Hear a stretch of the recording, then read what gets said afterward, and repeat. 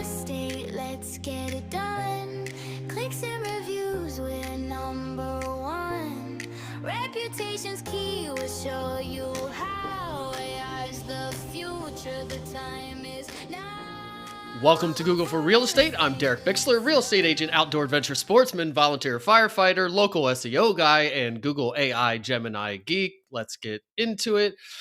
What do we got here? Notebook LM upgrades. So if you're a big Notebook LM user, you might like this, except I'm not seeing it yet in mine. And with my research or asking Gemini, it turns out that it's only available to AI Ultra subscribers at the moment, but you are now supposed to be at least in AI Ultra and maybe to trickle down to other plans.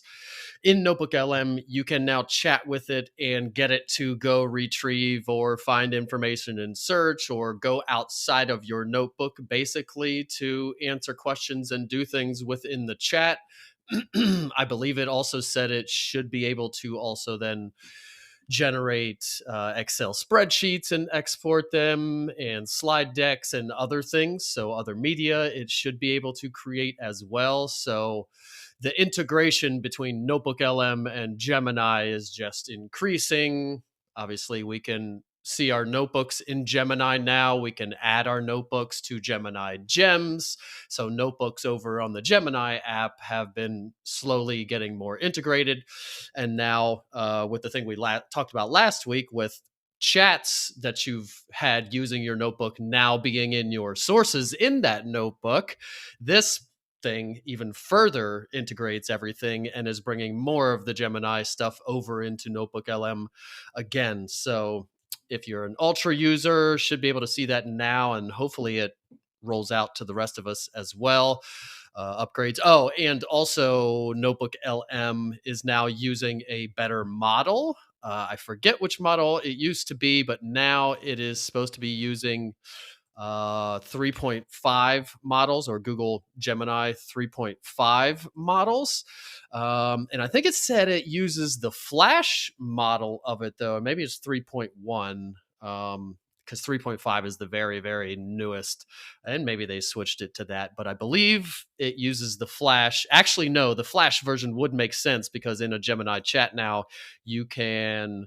there is only 3.1 Pro and 3.5 Flash. So there is only a Flash model of the newest model 3.5, if that makes any sense at all. So I think that was right. I think I'm remembering correctly that Notebook LM is now running on Gemini 3.5 Flash, which makes it just smarter when you're interacting with it. Hopefully makes it better. You've heard me say I prefer interacting with notebooks via Gemini. I like to go to the Gemini app and then connect my notebook and then do things in Gemini because it reads images better, it reads PDFs better. It's just generally kind of smarter and better at doing tasks and things than Notebook LM is. But with this should help Notebook LM to be a little bit better, a little bit closer to what Gemini does. However, it's still the Flash version, which means it's kind of the sped up, speedier version, which means it's not quite as smart as it could be. Not that you need the smartest every time, but it still means, unless there's a selector, again, I don't have these new things in mind. Maybe there's a selector to pick which model. But for some stuff, I want 3.1 Pro. I want to use the Pro model, not the Flash. So it is an upgrade for Notebook LM, but still makes it slightly inferior to using Gemini. So I will probably still, unless at some point it gets the Pro model in here with extended thinking and all the same stuff as Gemini, I'll probably still choose to do a lot of stuff in Gemini when I want outputs or something from a notebook, because I can use the Pro model over there. Again, not needed every time, but I like to have that option. So some upgrades to Notebook LM happening. Google Business Profile performance is supposed to be, I can't get it to work as hard as I try, in Gemini. And I have seen other people screenshot and other people doing it. So I know it does work. It's just not working for me. So if you want to see your Google Business Profile performance, which is essentially the same thing as you go into the dashboard, clicking on the performance tab, and then it gives you the metrics there. You can now see all that in Gemini without going to your Google Business Profile. You could chat with Gemini about it, ask it insights into the performance data, certain months, yada, yada. So if you wanted to do that, you can do that in Gemini now. You just at Google Business Profile, you call it out, and you can Google and get the exact way to call it out, or ask Gemini how to do it. You put at Google Business Profile to call it out that you want it to go talk to your Google Business Profile, and then you say what you want. Give me my performance data from May 2026 or for the last 6 months, and then it will come back and give you all the performance data. Again, it pretty much just mirrors whatever you would see in that performance tab. However, if you're in Gemini a lot, that could help. It could also help with automations, because you could have it in Gemini. You could create an automation for to get that information and send it to you, or send it to a client, or do something with it. So it gives you a little flexibility there as far as automation. Also, you could chat with Gemini again about the performance, somewhat of an expert out there to look at your performance and give you insights. So that's pretty cool. The only thing that sucks the most, that sucks, is that if you manage more than one profile, then it does not work. And I manage on my main account that I use Gemini the most with. I manage, I don't even know how many profiles with that email address. So I can't do it with that one. I then went to all my email addresses, and they all manage more than one Google Business Profile, except one, which I then made a manager of just one Google Business Profile. But it won't, or no, I can't get Gemini Chat to work with that. So you have to use the web app. I think I heard that you have to use the web app. So like go to it on the internet and go to Gemini rather than the app on the phone. I could be wrong on that. But I have to go to Gemini and chat with it. And with this email account, it just keeps saying error, not available, can't do that, whatever. I tried on my mobile phone, I tried on my desktop. So I still am unable to test this and even see it or interact with this new performance being available in Gemini. So good news, if you only manage one profile, you can get all your performance, and hopefully there's more coming. It would be great if, why can't I connect it to my Google Search Console directly, and then it can get all my website stuff? Why can't I connect it to my Google Ads, and then it can give me all that and do stuff and make new creatives and do everything automatically? Why can't it connect to my Google Analytics? I mean, it's all within Google. You already have toggle switches to turn on your contacts in your workspace and all the Google stuff. So why, I would think it would be fairly easy to let me connect all the stuff, which it has to be coming at some point, and there are back end ways to do it. But why not give us the ability to just turn that stuff on too? So hopefully the GBP performance data in Gemini is a signal for more stuff like that to come. Local services ads. If you've been hearing about the new Google Home search ads, if you search on Google, there will be homes displayed, and then you can search similar to a Zillow and that kind of thing. There will be an IDX feed. Only certain MLSs and organizations and brokerages have joined so far. Seems like more are jumping on as time goes on. And when people click on these newly, and I haven't seen them out there in the wild yet, but once they roll out, when people click to search houses, when they connect them to a realtor, when they inquire to go see the house or whatever the verbiage will be on there, when leads go out from this new home search system on Google, the leads will go to those who are running local services ads. So it's good news for all of us that are already verified and running our local services ads. You are already set up and ready to be displayed or be in the running. I'm sure there will be a jockeying system just like there is with regular local services ads. But if you are running them, you can be in the mix to possibly get leads from these new home search ads on Google. One small caveat: you have to have buyer's agent services turned on. So I actually had to turn mine on because I've now niched all my stuff down super niche to just seller, just listing, only in Carlisle, blah blah blah. But I do want to be in the mix for this, and I will take buyers and do buyers. I'm just, for SEO reasons, not talking about it ever anywhere, or trying to do it as little as possible. So anyway, I did turn mine on because I want to be in the mix. Plus, I want to test them, yada yada. But you do have to have your buyer's agent service turned on in your local services ads, and then you should be good to go. Again, I just searched this morning: homes for sale near me, home searches, blah blah blah. It did not give me any kind of ad, so I'm still not seeing it. If anybody else sees it out there in the wild, take screenshots, click on it, take more screenshots, click on it, take another screenshot, see who leads go to, see how it looks, and share with the rest of us. And hopefully the rest of us see it soon also. And I went in my local services ads dashboard this morning just to make sure there wasn't something new in there. I don't know whether they will add something new in there once they roll out that you can turn on or off, include my ad in those or not. Who knows? It seems like it would be an easy thing to provide. And, if I want to get buyer leads, but I don't want them from that home search ad, it'd be nice to be able to control that a little bit. I doubt it, but we shall see. And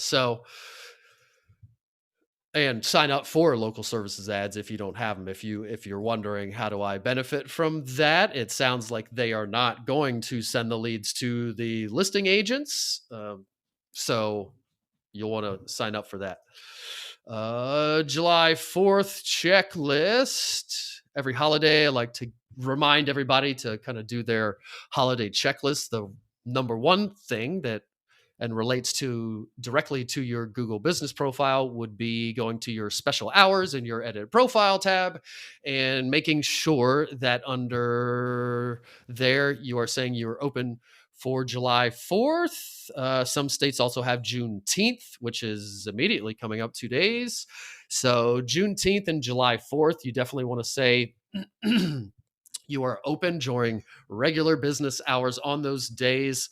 I would, again, just be open same hours every day, 365 days a year, even Christmas, every single holiday. I've never, ever heard of somebody saying, I got too many listing calls on Christmas or too many calls on Easter or something from my Google business profile. Never happened, doesn't happen. But I have heard people getting a lead on July 4th or Memorial Day or Easter especially.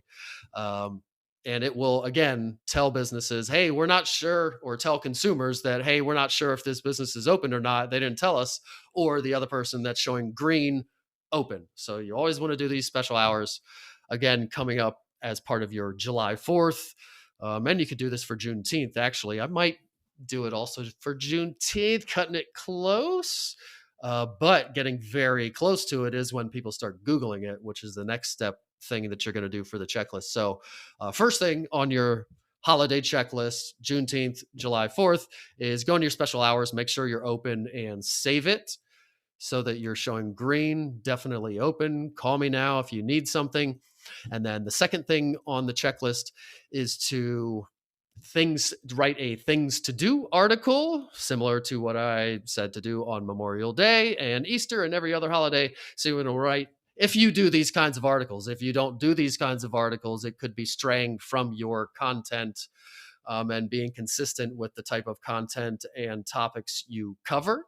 So it might not be for everybody, but if you do newslettery things, what's happening in type things, news type things, then a things to do in your town type article is great. And they consistently get more clicks than a lot of the other pages, because especially, again, getting close to the time, people are Googling that. People are definitely searching things to do on July 4th weekend.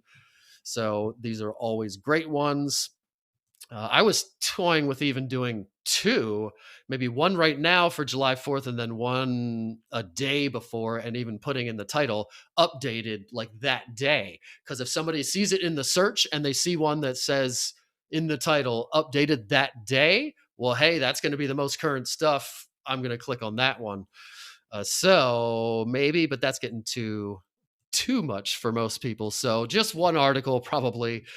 I like to title it Things to Do in Your Town for July 4th Weekend 2026. Always like to put the year there. The ultimate guide to all the events and activities happening in Carlisle, Pennsylvania. That type of thing is the title of the article. And then you use Notebook LM or Gemini Deep Research or your AI of choice to deep research all the things, add any things you know of that you don't see there, delete any things that may be wrong. Or I find that sometimes they will pull in events from other years, or usually it's the wrong year, but the right thing. So you do want to check things like that. I like to put external links to things, both because for SEO and crawlers, and external links and linking to stuff, the things like that for SEO, but also just for users. If you are talking about an event, it would be nice for the user, if they're interested, they could click and go right to the thing. So I like to, every paragraph on these things to do article pages, each paragraph, whatever the event is, I go Google it. And you could use AI to do this, but again, I find that it's not really accurate, doesn't do it correctly. So far for me, the way I do it, it's not. Um, but it's not very hard. The paragraph is about a thing. You go Google the thing, it pops right up. You click on the event page or whatever the page is for that thing, copy it, and then you link over to that page. If you are doing that, you will discover the ones that are wrong. So I like that practice because it gives a resource, it's good for SEO, but also it gives me a double check of all these events that, oh no, that was last year. Okay, I got to delete that event completely from the article. So doing this is great to double check everything and make sure it's accurate. Maybe learn something else too. When you click over there, you're like, oh, they're doing that edit, and then you want to add that to the article or something. So great article. Make it actually good for people. If they click on it, make it good so they will hang out there and click on things and do things. But that's great. And then the third thing on my list is to promote the article. You could post it on socials, send an email out to your list instead of your regular newsletter. Just do a things to do in our town this weekend or July 4th weekend, that kind of thing. So you want to promote the article and try to get at least a few people to click to it, peruse it, click to the resources on it, and show Google that people are interested in this article. And it's a good article to show other people. And then did I put it in? Maybe it is in the text in my post here. Yeah, promote the article. Under promote the article, you also want to submit it to Google Search Console, especially if I'm doing a Juneteenth article, which I got to be today if I'm going to do one. And I want to make sure, I don't want to wait for Google crawlers to find it, which could be, I forget how long they say or how often they say they crawl, but I don't want to leave it up to chance, even an hour, even a day, even 2 days, whatever. I don't want to wait. I want my article right this second because it's so close and there's people probably searching right this second for things to do for Juneteenth 2026. So I want Google to know about it and index it right this second. So you got to go to Google Search Console and put your URL in there for that page and request indexing. That's a huge one if you're cutting it close. If you've got like the July 4th one right now, you're probably fine without doing that. But again, as best practice, I don't care if it's going to find it in 10 minutes itself. Any page, any article that I write, I every single time go over and request indexing immediately in Google Search Console. So that would be part of your promoting the article. So that's your July 4th checklist. Tell Google Business Profile you're open, write an article, promote the article, give it to Google Search Console. And then again, you could do the same thing for Juneteenth and might be cutting it close for that. New $5 AI plan. So I don't know if I feel like ChatGPT maybe has a $10 plan, maybe a 5 or a 7 or something. Others might have something similar, but Gemini just dropped a $5 plan for upgraded AI use, which gets you access to, I think, the best models, some stuff in Notebook LM, gives you more storage in Google Drive. I think it gives you access to, actually, I have it pulled up. I could just read what it gives you. 400 gigabytes of storage, which isn't a ton, but isn't anything to sneeze at either. If you're not putting a lot of videos in there, probably get a bunch of storage on there. With the caveat that when you use AI, you are using storage. Like when you create a notebook, which is why they let you use it for free because eventually you'll have to pay. When you use a notebook, all those sources have to get saved somewhere. They don't save it for free. Well, they do to a point. They don't just save it like, we got you out in our cloud and we'll pay for that indefinitely. It's going in your Google Drive. You will see your notebooks in your Google Drive if you went to your Google Drive and looked at the folders and things. So it's saving all that stuff in your stuff, and that is going to accumulate. So if you use Notebook LM and all the AI stuff a lot, you will accumulate more things in your Google Drive using more storage, and will eventually probably have to jump up in plan just for the storage. But anyway, you get 400 gigabytes on the $5 a month plan. Unlock essential tools to boost productivity and creativity. Includes 2 times higher usage limits than the free plan does, which isn't a ton, but they're more generous than all the other models out there. Way more value in the free version and in the paid versions than any of the others, in my opinion. But 2 times higher Omni. You get to use the latest video generation model, which you wouldn't have access to in the free plan, which is kind of sweet now because you didn't used to be able to edit videos, but now you can edit videos. So, like, I tested it with, I put a me shooting a basketball into the hoop. I said, take this video and make the ball on fire, and a flaming ball. And when it goes in the hoop like puffs, the net poofs away and smoke and goes away or whatever. And it did it. So things like that.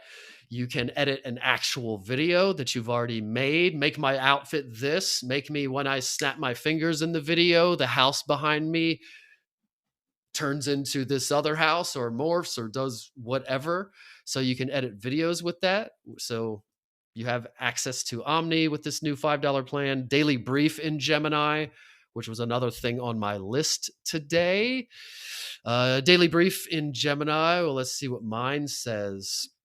At the top where it says new chat, search chats, images, videos is kind of your main menu of all your things at the top when you're in the Gemini app. There is now one that says Daily Brief, and this is automatic. You don't have to set it up. You can give it specific instructions if you like it a certain way, but if you just click it, it automatically does it. And it says, top of mind, visit and check the property at 145 James Madison Drive today at 1 o'clock. I have pictures and video, so last check of the house with the sellers to make sure it's ready for that today at 1 o'clock. I can click right there to see my calendar, which would give me driving directions, blah, blah, blah. Extract online reviews. It's pulling out a thing that I chatted with Gemini about yesterday, and then I gave up on it because it can't do it, but it looks like it's calling out a thing that I was chatting about. So basically saying, hey, do you want to finish this thing we were working on yesterday? Can I get rid of that chat? Mark complete.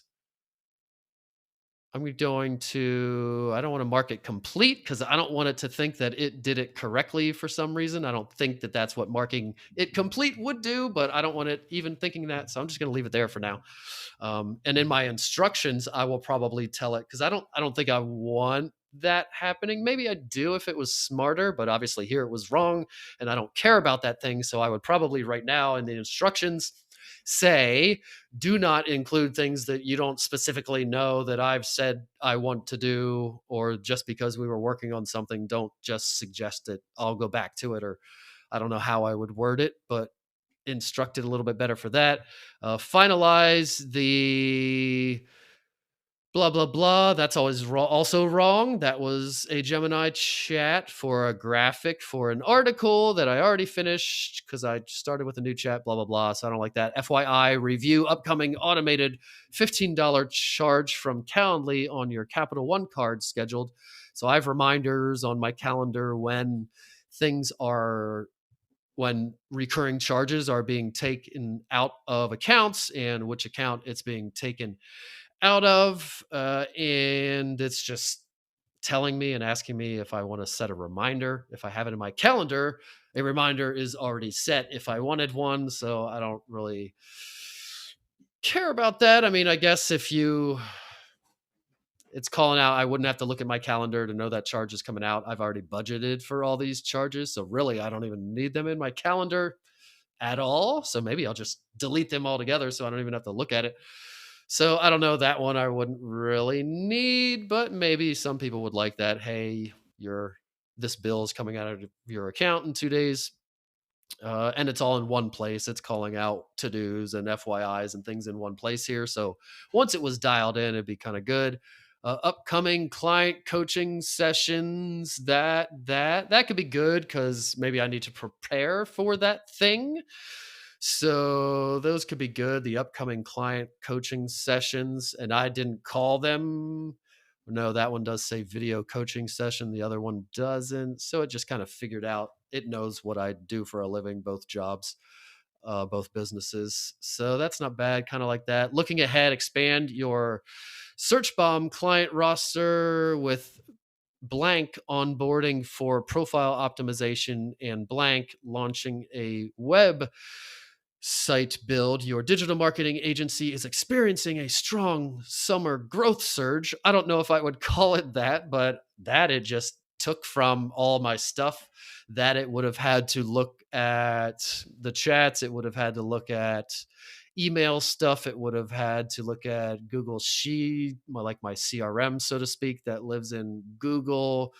So that's not bad. I mean, it did also missed some things that are happening, but those two things are happening right now, and I do need to check on those two specifically. Their onboarding that's out there in their court, ball in their court. So cool. That's not bad. Refine your GHAR AI training webinars. I'm doing the AI for real estate webinars for our local association. And it's telling me that you have finalized the 10-point outline for the upcoming Level Up on AI series in July, establishing a solid foundation to teach local real estate professionals practical productivity frameworks. Correct. I did finish. I did create the 10 point. One of the second one is the top 10 ways to use AI for real estate. And the people over at the association yesterday asked me, what are the 10 things that we could put it in the flyer? And I was like, oh crap. Obviously, there's more than 10 things, but I wasn't sure what the 10 things I was going to distill it down to were going to be. So I did do that, and it knows that from the email because I was not chatting with it about it. I did not ask it for the 10 things. I did that myself. So that's email stuff it was looking at. So not bad. It's kind of looking ahead, things to prepare for. So that maybe in my instructions I would change that heading, the looking ahead heading, to say things to prepare for. And then they would be, because obviously I have to make the slide deck for that. I have to check on the onboarding items, remind those clients about the onboarding items for that other one. What's the last thing here? Prototype custom business tools via vibe coding.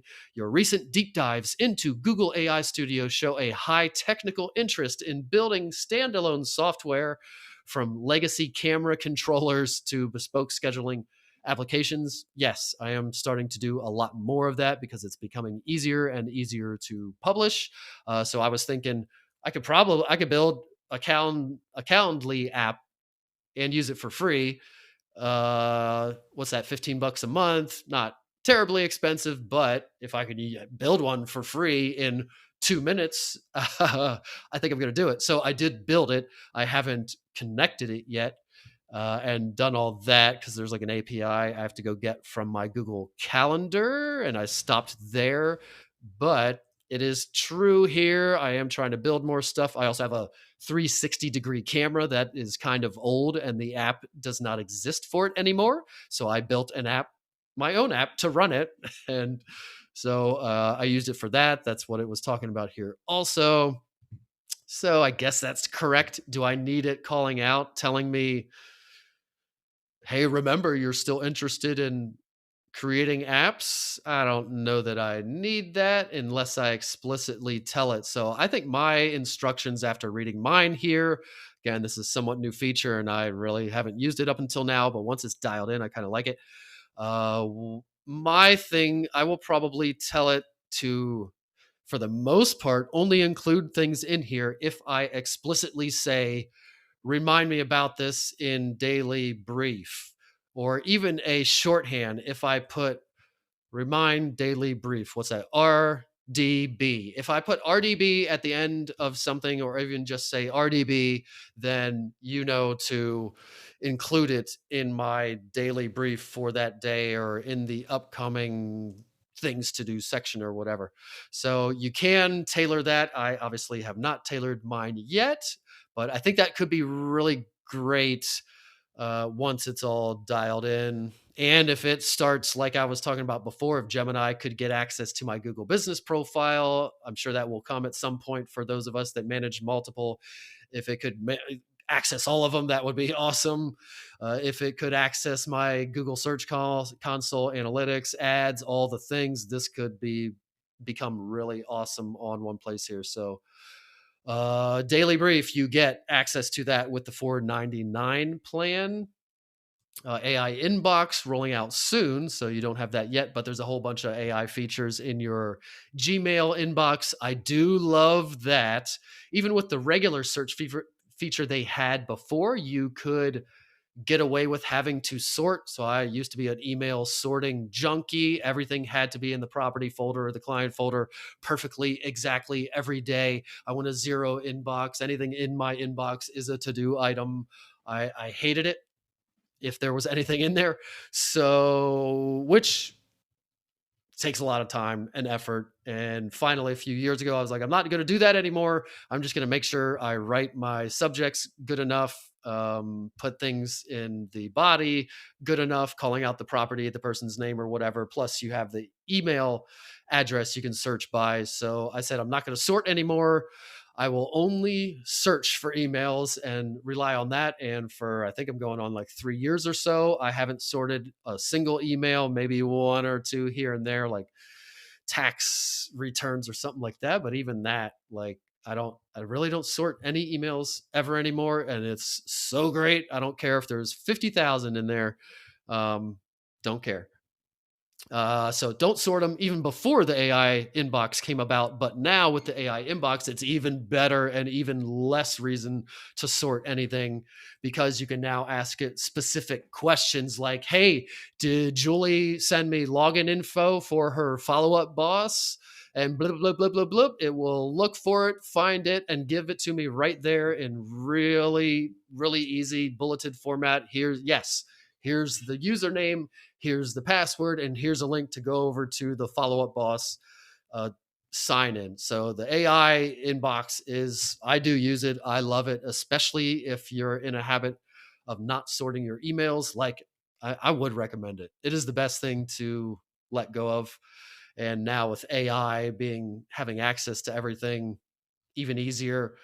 However, I guess as I say that, Google does like shortcuts and AI does look shortcuts, and you don't necessarily want AI using a million, billion, gazillion tokens every time you ask it something.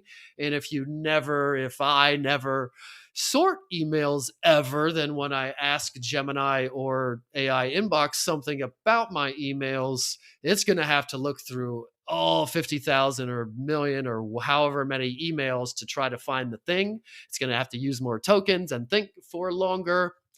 Whereas if I had everything perfectly sorted like I used to in property folders and client folders, then it could look in the folder. Like if I ask it something about a property, it could shortcut right to that folder. If it finds it there, then it will give me the information and stop wasting tokens. If it doesn't find it there, then maybe it will continue on and look in every single folder, every inbox, everywhere. But it would at least give it a shortcut to use less tokens, I would think. I'm not behind the scenes, but I would think it would work better maybe. So could be an argument for still sorting, or if you just like a zero inbox, still sorting. However, I think I'm still going to opt for and stick with never sorting anything.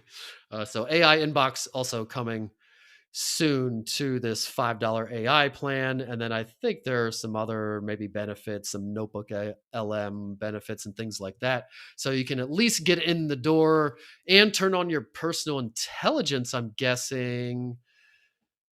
Study smarter, more unleash creativity, music, video, more image access, boost productivity, more access to features there, blah, blah, blah. I don't see personal intelligence. Tis the $20 one. I think all the paid ones, or maybe even the free one, maybe that's why they don't call it out anymore. I can't keep up with what's included with each one. I don't see personal intelligence mentioned in any of the plans unless I'm missing it. So maybe everybody has it, even on the free tier. But you would want personal intelligence, and I like to turn it all on. That's where you give it the specific instructions of how to act and how to do things.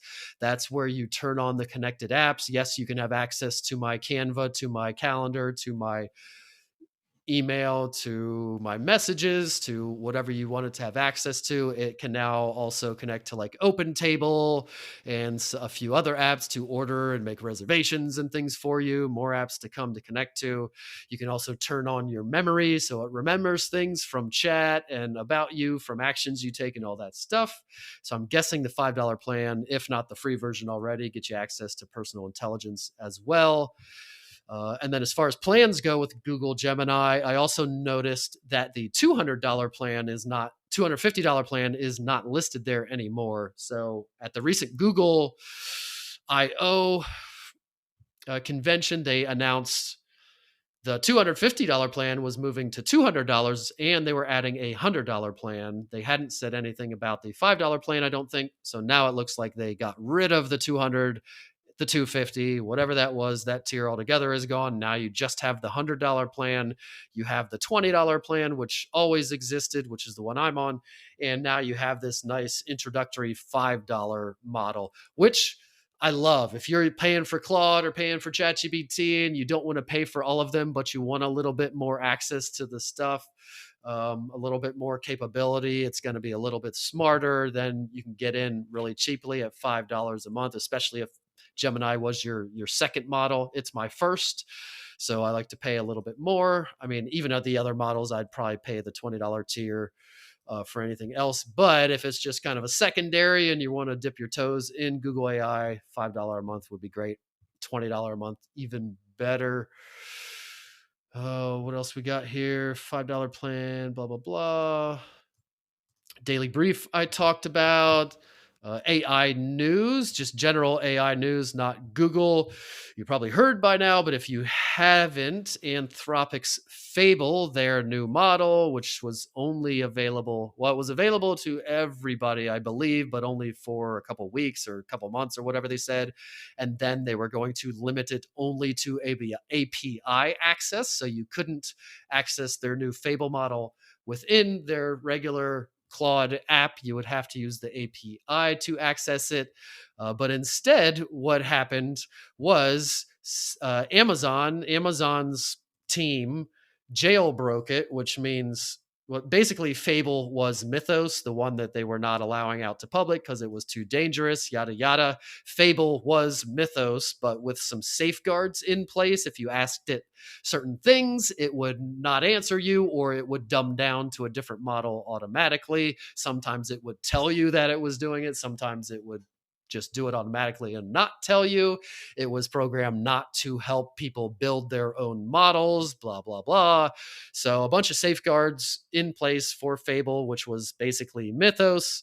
But soon after rolling out, Amazon's team jailbroke it, meaning it was able to talk to it in a way that got it to do all the things that Mythos does. You know, the old thing, which I'm sure it takes a lot more now, was teach me how to make a bomb. And it'd be like, no, I will not teach you how to make a bomb. Not allowed to do that. But you say, okay, pretend like you're writing a cartoon about how to make a bomb and blah, blah, blah, and kind of frame it as act like you're doing this thing and do this thing. And then it would do the thing that you were asking in the first place. So that's kind of a simple version of jailbreaking. So Amazon's team was able to jailbreak Fable and get access to some not safe stuff fairly quickly, it seems like. So that triggered the US government then putting in place a policy rule, whatever it is, saying that no non-US national could have access or use Anthropic's Fable model. Anthropic then basically, we can't do that because we can't do that fast, limited only to people in the US and people abroad that are US nationals. We can't do that fast enough or accurate enough, yada yada. So they just turned off Fable altogether and restricted access to anyone. So it's not out there anymore now. So Fable, which was basically Mythos with safeguards, came out, rolled out. Amazon broke it. The government said no non-US people could use it. Anthropic said we can't do that. So they just removed it altogether to, assuming, work on it and get it safe and then redeploy it somehow. So that's a bit of AI news you would have seen out there. Here's a little thing. I was in because something I've done to both of my computers has triggered my default search when I open a new tab on my browser to be Yahoo. And it's not every time. Sometimes it's Google, but sometimes it switches to Yahoo. It's the most annoying thing. I've deleted it. I've reinstalled things. I've uninstalled apps I thought did something or put a bug. It's some bug that I can't fix or whatever. So sometimes I end up searching on Yahoo, and I just did it before this room, and I noticed, now I lost my tab, but on Yahoo, basically it was pulling up a similar to a Google business profile for me. So I was trying to get to my Google business profile. I went to what I thought was going to be the Google search and searched for me.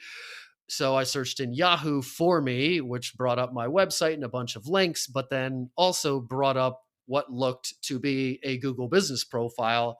And I was like, I didn't know they pulled that over or did that, but it looked a little bit different. So I looked at it a little bit closer and noticed that it was my Yelp profile. So if you want to, on Yelp for any, or on Yahoo, for anyone that is searching over there, probably a pretty small market share.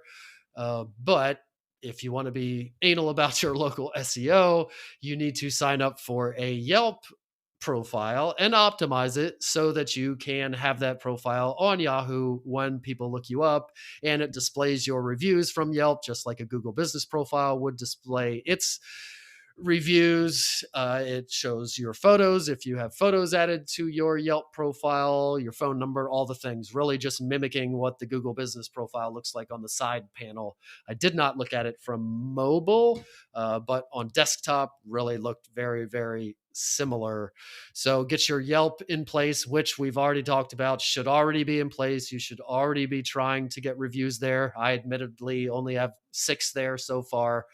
But even if it's only 1 or 2 or something, at least that profile exists and would pop up on Yahoo and on Apple Business Connect which does not pull Google Business Profile reviews. It pulls Yelp and Facebook business page. Same with Bing, pulls reviews from other places. So that Yelp should be in place. And now realizing this, it looks as though any searches on Yahoo for you or for real estate agents in general, it probably populates business listings from Yelp. If you want to be good on Yahoo, you need to have your Yelp profile in place and looking good. And the last thing I have here is AI real estate agent. I've mentioned this before, but I just looked again. I like to check this from time to time. I go over to Google Trends, type in real estate agent and other things, sometimes realtor or just real estate or real estate in Carlisle. You could research all kinds of other things. You could compare two searches together.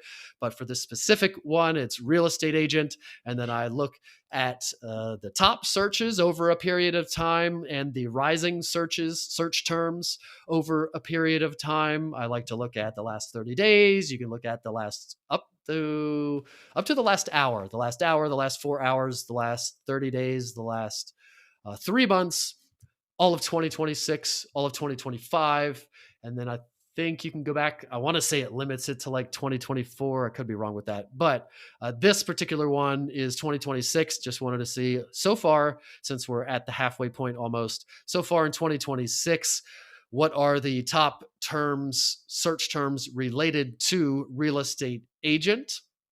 And you can see this post and a screenshot of the Google Trends screen in on my profiles in the Real Estate All Day group, yada yada. But for the top searches, I think I didn't pull it up because I restarted my computer. For the top searches, I think it was number 4. Yeah, for all of 2026 so far, the keyword term AI real estate agent was the number 4 top search. And all the ones above it were just like real estate agent near me, real estate agent, those kind of things. So the first term, not exactly real estate agent, basically was AI real estate agent, number 4, 2026 so far. And then in the rising searches, it's number 2. And this was similar. Last time I checked, it was around 3 months in it after the first quarter. I think it was similar. But so it's either holding steady or rising a little bit more. I feel like it was more like 6 and 4, a little bit lower last time. I tried to find my post from last time because I wanted to use some of the verbiage and I could not. But anyway, so AI real estate agent, number 4, number 2. So up there in search terms, people are searching that term when it comes to searches related to real estate agent. The reason that matters is obviously, number 1, it tells you people are out there searching for ways to conduct real estate transactions without a real estate agent.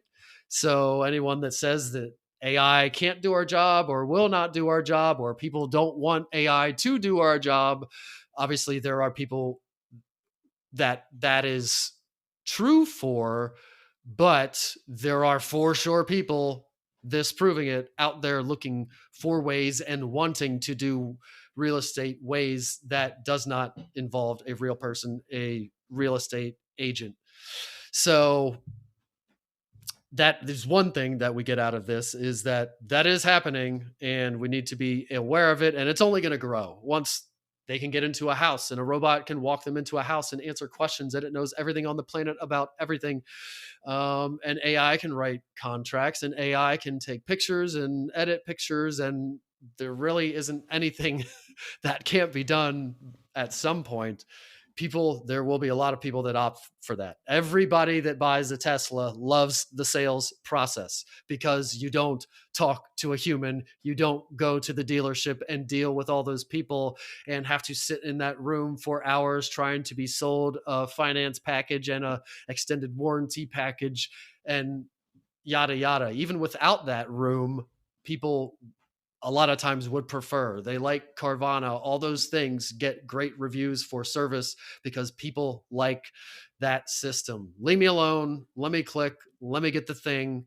Once they trust it, they will do it. Right now, they might not trust it fully, but the better they get, the more of their friends do it. Oh, my friend did it. He used X service, which is just an AI service that does all the real estate stuff. It cost him $1,000. He never had to talk to a human ever. A robot showed the house for him, or there was some kind of lockbox and cameras and security with a little, a Google speaker that can tell them about the house or whatever.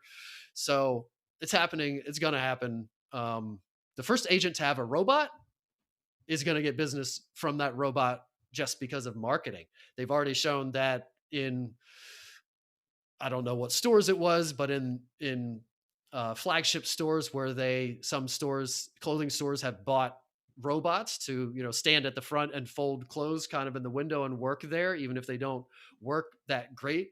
I think they do work pretty well, but even if they don't, those stores see a huge uptick in traffic and people coming to the store because they just want to see the robot worker. So I predict I almost want to buy one just right now. I think the cheapest one you could get is 6,000.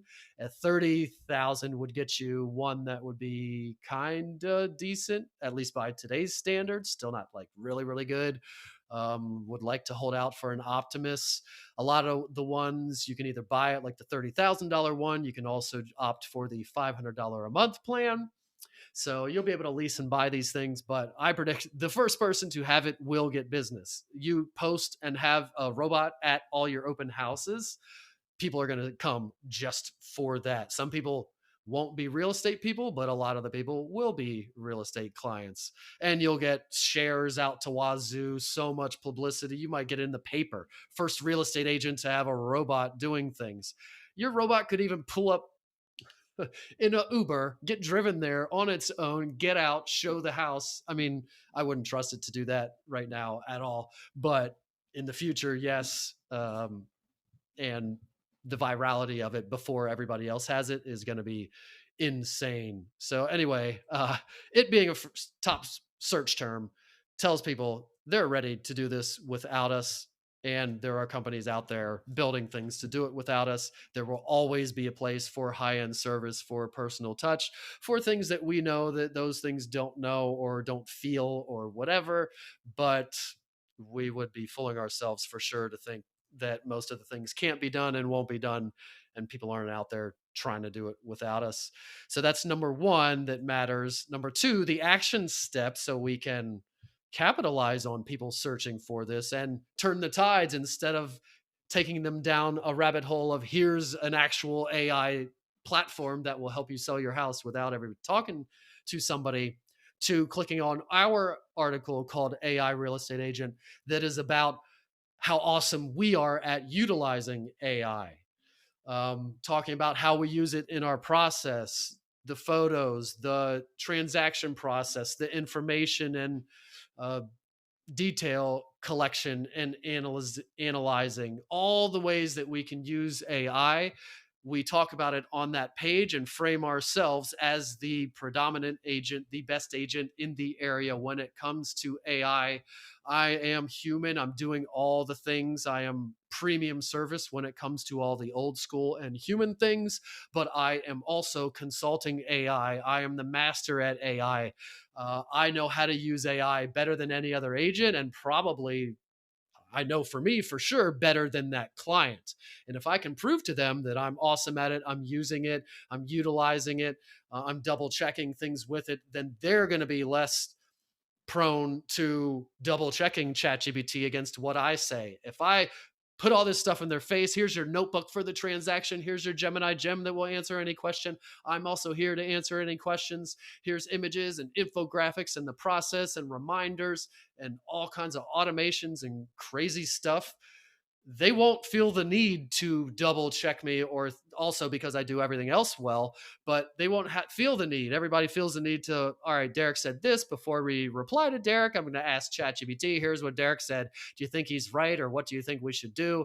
And then they'll respond. I think they will be less likely or feel less like they need to double check me with ChatGPT or Gemini if they know that I am all over that crap, there's no way that thing knows more than me. And if it's telling you something, I've already talked to it and I already know what it says about the thing. And if you ask me, hey, here's what ChatGPT or Gemini said, I will have an answer for you because I know why it's wrong, or yeah, that's correct. And I already have that planned out for later, or whatever. I can answer questions posed by AI intelligently and rebuttal them well. So it builds confidence in the client as well if they know you are hip to all this stuff.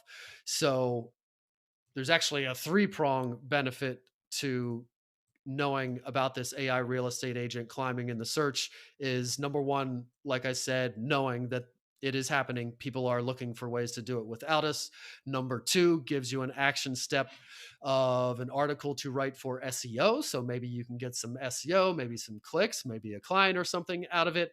And then also, the third would be it's also a good resource in your listing presentation, a QR code here or there, or just a link in an email, or however you want to put it in your presentation for buyers or sellers. You could have two articles, actually. You could have AI real estate agent for buyers, real estate, and I like that. AI real estate agent for sellers, and then tailored for that. And then that could be a place you send people to read about, hey, I am savvy. I do all these things. Here's all the things that are included that I incorporate with AI. If you're curious about that, if you want to know what's going on and know that I know what's up to date more than any other agent, you can click this link and read that page. So it's a good resource to give in your presentations to people.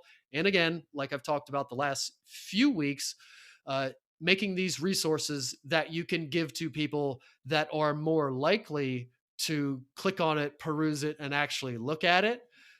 Something like that, if you purposely give it to somebody, you're talking about it, they are more likely to click on it, to spend some time reading it and looking at it and clicking to another page on your website and everything, and giving all those awesome signals to Google that people are going to this page, they like this page, they're perusing this page, and we should suggest this page to other people. So having something that is also a great resource that you give to clients and people is great, like we've talked about the last couple of weeks, for also helping random SEO and traffic from random stuff.